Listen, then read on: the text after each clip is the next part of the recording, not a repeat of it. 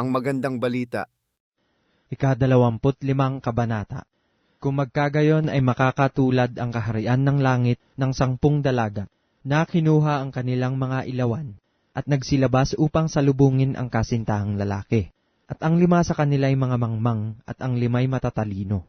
Sapagkat nang dalhin ng mga mangmang ang kanilang mga ilawan, ay hindi sila nangagdala ng langis. Datapwat ang matatalino ay nangagdala ng langis sa kanilang sisidlan, na kasama ng kanilang mga ilawan. Samantalang nagtatagal nga ang kasintahang lalaki, ay nangagantok silang lahat at nangakatulog. Datapwat pagkahating gabi, ay may sumigaw, narito ang kasintahang lalaki, magsilabas kayo upang salubungin siya. Nang magkagayoy nagsipagbangong lahat ang mga dalagang yaon, at pinag-igi ang kanilang mga ilawan. At sinabi ng mga mangmang sa matatalino, bigyan ninyo kami ng inyong langis, sapagkat nangamamatay ang aming mga ilawan. Datapwat nagsisagot ang matatalino, na nangagsasabi, baka sakaling hindi magkasya sa amin at sa inyo. Magsiparoon muna kayo sa nangagbibili, at magsibili kayo ng ganang inyo. At samantalang sila'y nagsisiparoon sa pagbili, ay dumating ang kasintahang lalaki, at ang mga nahahanda ay nagsipasok na kasama niya sa piging ng kasalan, at inilapat ang pintuan. Pagkatapos ay nagsirating naman ang mga ibang dalaga, na nagsisipagsabi, Panginoon, Panginoon, buksan mo kami. Datapwat sumagot siya at sinabi, katotohanang sinasabi ko sa inyo, hindi ko kayo nangakikilala. Mangagpuyat nga kayo, sapagkat hindi ninyo nalalaman ang araw ni ang oras. Sapagkat tulad sa isang tao, na nang paparoon sa ibang lupain, ay tinawag ang kanyang sariling mga alipin, at ipinamahala sa kanila ang kanyang mga pag-aari. At ang isa'y binigyan niya ng 5 talento, ang isa'y 2, at ang isa'y 1, sa bawat isa'y ayon sa kanya-kanyang kaya. At siya'y yumaon sa kanyang paglalakbay. Ang tumanggap ng 5 talento, pagdakay yumaon at ipinangalakal niya ang mga yaon. At siya'y nakinabang pa ng 5 talento. Sa gayon ding paraan ang tumanggap ng 2 ay nakinabang ng ibang 2 pa. Datapwat ang tumanggap ng 1 ay yumaon at humukay sa lupa at itinago ang salapi ng kanyang Panginoon. Pagkatapos nga ng mahabang panahon, ay dumating ang Panginoon ng mga aliping yaon at nakipaghusay sa kanila. At ang tumanggap ng 5 talento ay lumapit at nagdala ng 5 pang talento, na nagsasabi, Panginoon, binigyan mo ako ng 5 talento, narito ako'y nakinabang ng 5 pang talento. Sinabi sa kanya ng kanyang Panginoon, mabuting gawa, mabuti at tapat na alipin, nagtapat ka sa kakaunting bagay.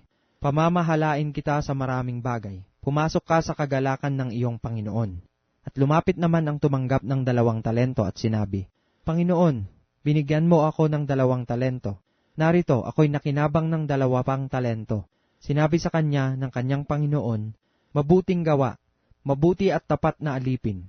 Nagtapat ka sa kakaunting bagay, pamamahalain kita sa maraming bagay. Pumasok ka sa kagalakan ng iyong Panginoon.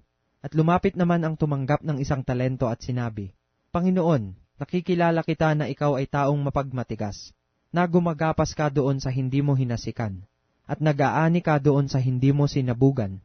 At ako'y natakot, at ako'y yumaon at aking itinago sa lupa ang talento mo. Narito, nasa iyo ang iyong sarili.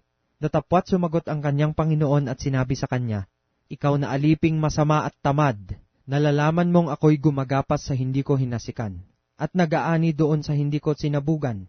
Gayon pala'y ibinigay mo sana ang aking salapi, sa nagsisipangalakal ng salapi, at nang sa aking pagdating ay tinanggap ko sana ang ganang akin, pati ng pakinabang. Alisin nga ninyo sa kanya ang talento, at ibigay ninyo sa may 10 talento, sapagkat ang bawat mayroon ay bibigyan, at siya'y magkakaroon ng sagana. Ngunit ang wala, pati pa ang nasa kanya ay aalisin sa kanya. At ang aliping walang kabuluhan ay inyong itapon sa kadiliman sa labas. Diyan na nga ang pagtangis at ang pagngangalit ng mga ngipin. Datapwat pagparito ng anak ng tao, nasa kanyang kaluwalhatian, nakasama niya ang lahat ng mga anghel, kung magkagayoy luluklok siya sa luklukan ng kanyang kaluwalhatian. At titipunin sa harap niya ang lahat ng mga bansa, at sila'y pagbubukdin-bukdin niya, na gaya ng pagbubukod-bukod ng pastor sa mga tupa at sa mga kambing. At ilalagay niya ang mga tupa sa kanyang kanan, datapwat sa kaliwa ang mga kambing. Kung magkagayoy sasabihin ng hari sa nangasa kanyang kanan, magsiparito kayo, mga pinagpala ng aking ama. Manahin ninyo ang kahariang nakahanda sa inyo buhat ng itatag ang sanglibutan.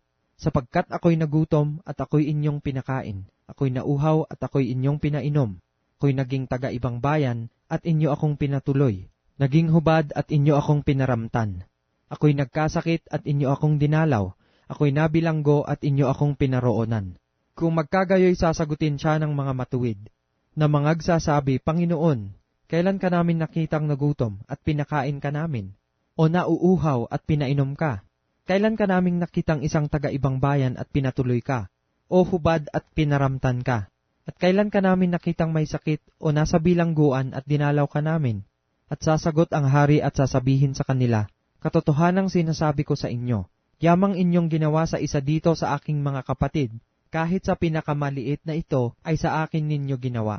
Kung magkagayoy sasabihin naman niya sa mga nasa kaliwa, magsilayo kayo sa akin, kayong mga sinumpa, at pasaapoy na walang hanggan na inihanda sa dyablo at sa kanyang mga anghel.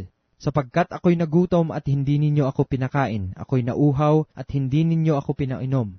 Ako'y naging isang taga-ibang bayan at hindi ninyo ako pinatuloy. Hubad at hindi ninyo ako pinaramtan. May sakit at nasa bilangguan at hindi ako dinalaw. Kung magkagayoy, sila na may magsisisagot, na magsisipagsabi, Panginoon, kailan ka namin nakitang nagugutom o nauuhaw, o isang taga-ibang bayan, o hubad o may sakit, o nasa bilangguan, at hindi ka namin pinaglingkuran? Kung magkagayoy, sila'y sasagutin niya, na sasabihin, Katotohanang sinasabi ko sa inyo, na yamang hindi ninyo ginawa sa maliliit na ito, ay hindi ninyo ginawa sa akin. At ang mga ito'y mga paparoon sa walang hanggang kaparusahan, datapwat ang mga matuwid ay sa walang hanggang buhay.